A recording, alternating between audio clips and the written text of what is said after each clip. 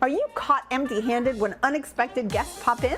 Well, that can happen to any of us. I'm Chef Michelle Bernstein. Keep watching because I'll give you some recipes made to counteract unexpected guests. It's food to thwart the pop-in today on SoFlo Taste.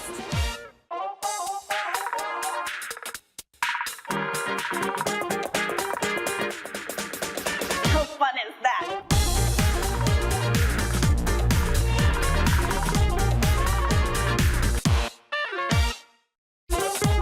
Good morning, Taste Buds. I'm Chef Michelle Bernstein here at Junior Achievement of South Florida in the Goya Kitchen. Welcome to SoFlo Taste.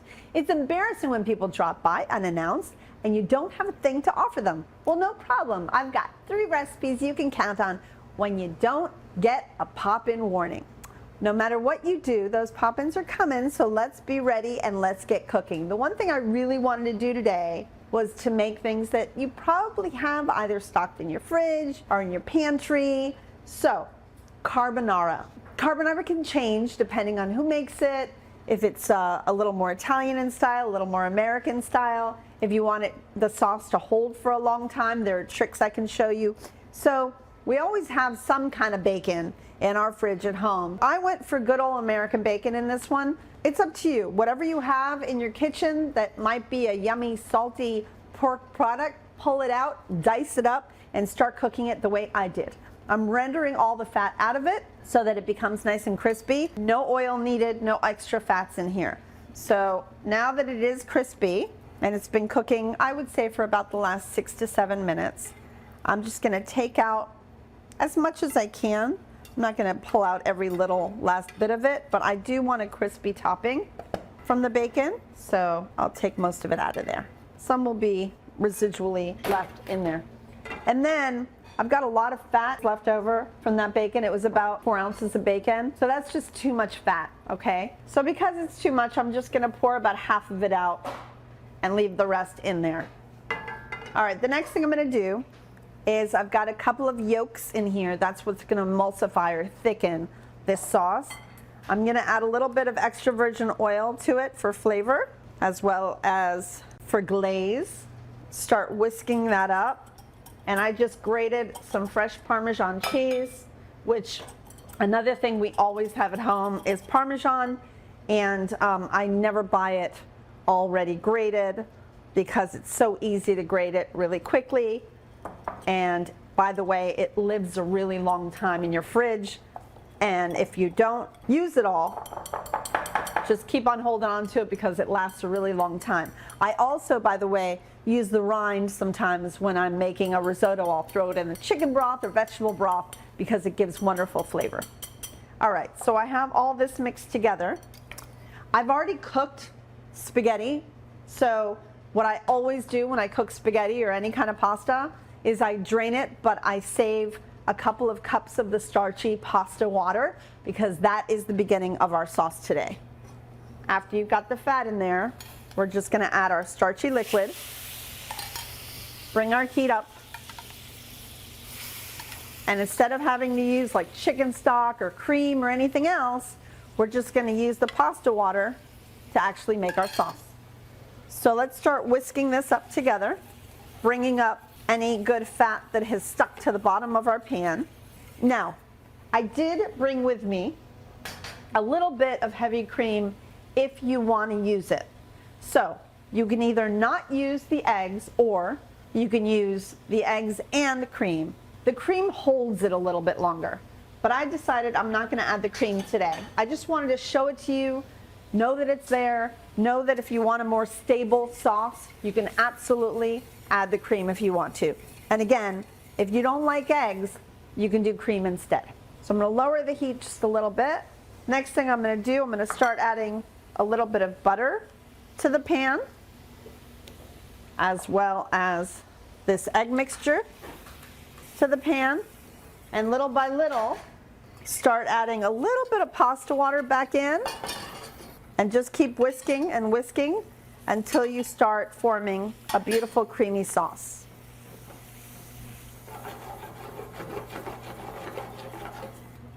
We'll keep adding the water, keep whisking this, a little bit of butter, more of our egg Parmesan oil mixture, And as I'm mixing all that in, I'm gonna go ahead and start adding my pasta to the pan so that it starts soaking up this delicious sauce. Keep your pan on really nice and low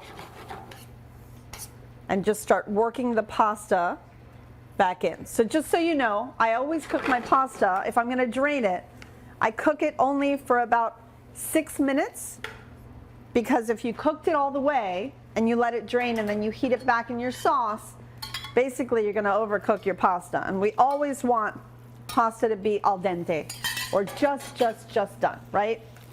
So we're gonna work this pasta, which is still very al dente, into the sauce.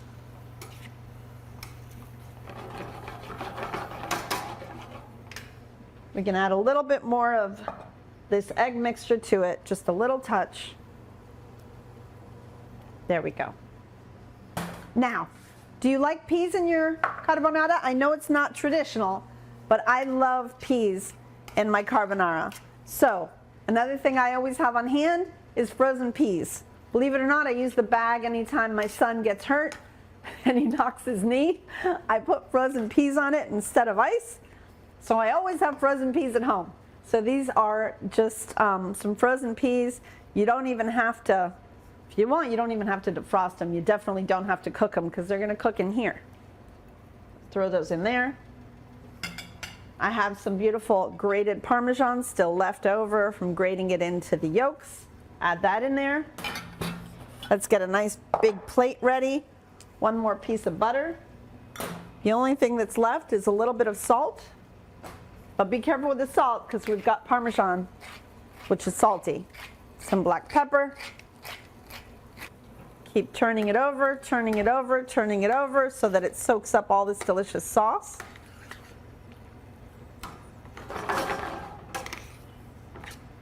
And I believe we're ready. Okay. So I'm gonna do one more spin. Get all that in there. Great. Let's put our pasta down in there first.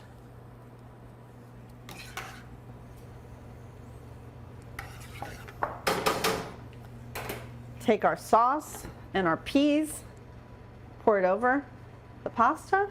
Ay, qué rico. And then finally, we've got our crispy bacon to go right over the top like so. Little bits of Parmesan right over. Wow. So can you imagine people coming over, surprising you, and you pulling this out of your kitchen? Not bad. More of my just in case recipes for drop-in guests just after the break. So unlike those guests, y'all come right back.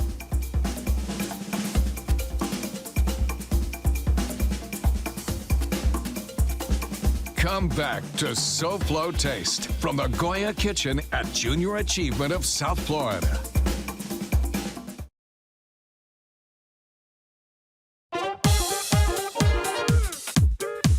SoFlo Home Project is next, right here on Local 10. Welcome back to SoFlo Taste. I'm here at Junior Achievement of South Florida in Coconut Creek, a place committed to hands-on learning for your kids. For more information, visit jasouthflorida.org. And now back to thwarting the pop-ins. All right, everybody. My next is one of my favorites, actually everybody's favorite. We're gonna make chicken parm. And how can you not love chicken parmesan? So chicken breasts and chicken thighs, I've always got them around. I don't know if y'all do too. And breadcrumbs, eggs, and flour, I also happen to have around. I always keep tomato sauce in the freezer unless you use jarred tomato sauce, which I'm sure a lot of you have that in your pantry. And mozzarella is something my son does not allow me to not have in my refrigerator every single day. All right, so let's go ahead and make a delicious chicken parm. Now I got these beautiful chicken breasts. They obviously are skinless, boneless chicken breasts, and I'm a little picky about my chicken, and the one I'm using today comes from Delaware Chicken Farm and Seafood Market in Hollywood. Don't forget about the dozens of species of fresh fish and seafood they have as well. I know chicken's in the name, and they happen to be amazing with chicken and turkeys and everything else, but they've got it all. Stone crabs are great too when they're in season. Go to DelawareChicken.com or just call them at 954-983-6831. Place an order or go there. They're amazing. 4191 North State Road 7 in Hollywood. Tell them I sent you. Okay, everybody, let's go ahead and start dunking. So just so you know, I always season my chicken. I always see people doing this breading procedure and they don't season the chicken before they do it, which is so funny. So I have salt and pepper on my chicken breasts and I've pounded them lightly, not to oblivion because I want them to still be juicy. So we're just gonna dunk first in, I guess I'll do 2. I already have some done. Place first in some flour, and this is just all purpose. Unless you're doing gluten-free, you can use gluten-free flour. Going right into an egg wash. This is just some eggs whisked up. If you want to add flavor to this, Mom used to. She would just throw in some chopped parsley and some garlic in here, but I kept it nice and simple because I'm using Italian breadcrumbs. And you can find them gluten-free as well. Now, if you want to make this more schnitzely, you can use a panko breadcrumb, but for a good classic chicken parm, I'm just going ahead and using regular old Italian breadcrumbs. So the most important part about breading is that you just keep working it and keep mashing it in, the breadcrumb into the chicken so that you don't have any bald spots. Love bald men, nothing against you guys. But you know, you don't want any pieces of chicken to be without breading. All right, I've got some vegetable oil heating here, nice and hot. We're gonna go right in there. I'm gonna add one more piece than I earlier breaded. Now you don't want to crowd the pan. This is a really big cast iron skillet, and I personally wouldn't add more than 3 pieces because I really am against crowding pans of anything, especially something we are pan frying. All right, time to come in here and flip these over. Now, I've got, like I told you, the tomato sauce. It's just barely warm, honestly. You can do it. You can use it if it's cold, not freezing cold, but cold. It doesn't have to be too hot because we're going to put the whole thing into the oven. Normally, I would take a little bit of the fat off of the Milanese chicken with like a paper towel or something, but because I'm going in the oven, I want a little bit of the fat. So I'm going to go straight from the pan to the pan. And you see how these are pretty thick. I didn't flatten them too much, like I said earlier. I really want them to be nice and juicy. It's a shame when you flatten it out too much when you're doing chicken parm, especially because we're going into the oven with them. So basically it's all fully cooked right now, and then we're gonna, cook it a little bit longer. So you don't want it to be too flat. It'd be a shame. So let's go ahead and spoon the tomato sauce, and not too much of it, okay? We're just gonna do a little bit, spoon it right over, make it nice and flat. You can always serve a little extra sauce on the side, but if you have too much sauce right now, it just wouldn't be good. It would take away from all the delicious stuff you've got going on here. Then we are going to take some mozzarella. Now it's up to you. You can get fancy and use burrata, however it is very juicy. You can use grated mozzarella if you want to, or you can use this stuff. I'll leave that up to you. Make sure it's nice and even. I always thought it was funny that they call it chicken parm when it's melting mozzarella on top of it. I never quite understood that. Why didn't they call it chicken mozzarella? So, because of the verbiage, I'm gonna add some parm to it. So now it's chicken parmesan. All right, we're gonna go in the oven. We'll come right back and see how this turned out. It will not take very long. This is really just to melt the cheese. Everything is cooked here. We're just gonna warm everything and melt everything. So come right back because I'm not done. Remember, all my recipes, including today's, are available on the SoFlo Show's webpage. So just scan this quick response code for a quick trip to the SoFlo Show's page. Come right back and pop in. I'll finish this recipe right after this.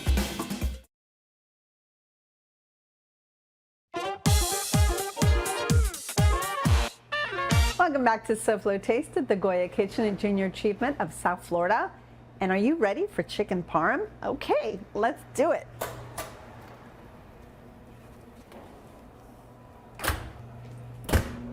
And this obviously is part of, well, not so obviously, part of my pop-in recipes.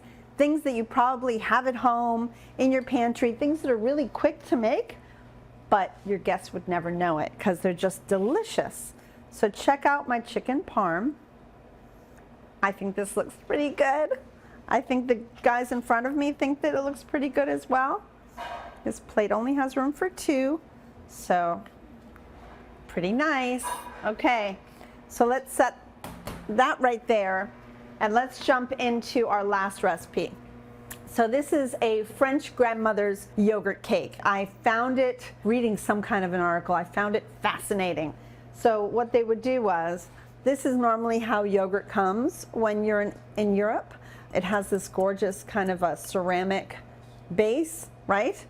But what's amazing is they would measure everything using this cup.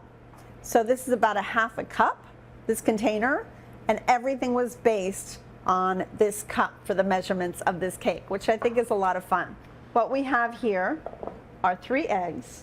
The yogurt is 1/2 cup, so that came straight out of the container. The sugar are 2 of them, so that's 1 cup. Let's go ahead and whisk that up together.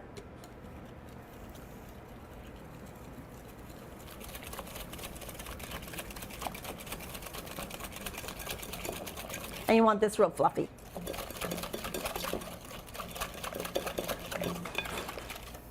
Okay, once you get that combined, we've got 3 of the containers of flour, heavy pinch of salt, some baking powder, lemon zest, because let's face it, a lemon and yogurt cake to me sounds absolutely delicious. Okay, let's go ahead and combine that together. We don't want to overmix, so let's stop right there using the whisk and start using a rubber spatula. Finish combining all this together. And once that is just combined, we're going to go ahead and add some light colored vegetable oil to this. If it were up to me, I would use avocado oil. I think that would be delicious in this cake. Once that is all mixed together well, but not over mixed, you're going to go ahead and prepare yourself a 9-inch cake pan with a piece of parchment and either butter or spray everything with cooking oil. Go ahead and put your cake batter into that prepared pan. Even it out just a little bit. And it's a nice low bake. Okay, you don't want to use a high fan on this, and you don't want too hot of an oven for this.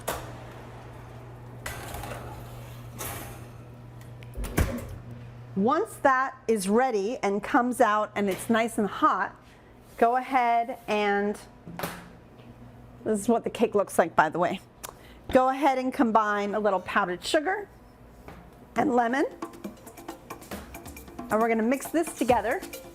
And you guys come right back, and we are going to brush this cake with this beautiful lemony sweet coating. I think it's just going to be delicious. See you in a minute.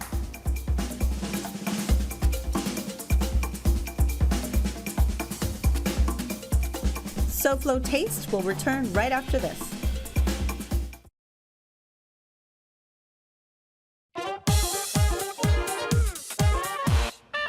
Welcome back to SoFlo Taste. We have a beautiful lemon glaze on our grandma's French yogurt cake because people have dropped in on us, and this is what we had, and I think it's pretty beautiful. We have made some gorgeous food today, considering it was just stuff that we had in our pantry and in our fridge and some even in our freezer.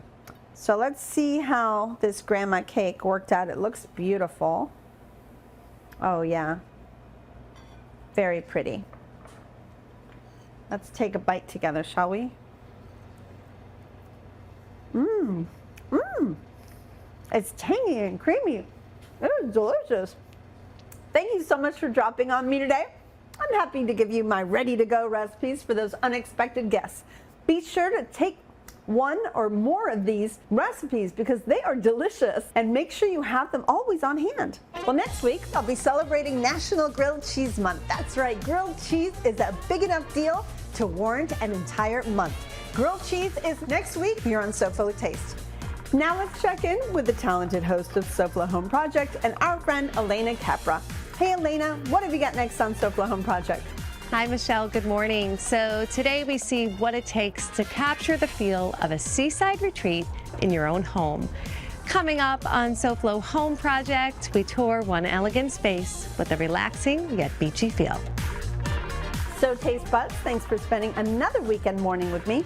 I always love sharing my recipes with you, and I'll see you all next time. Goodbye, mwah, and good taste.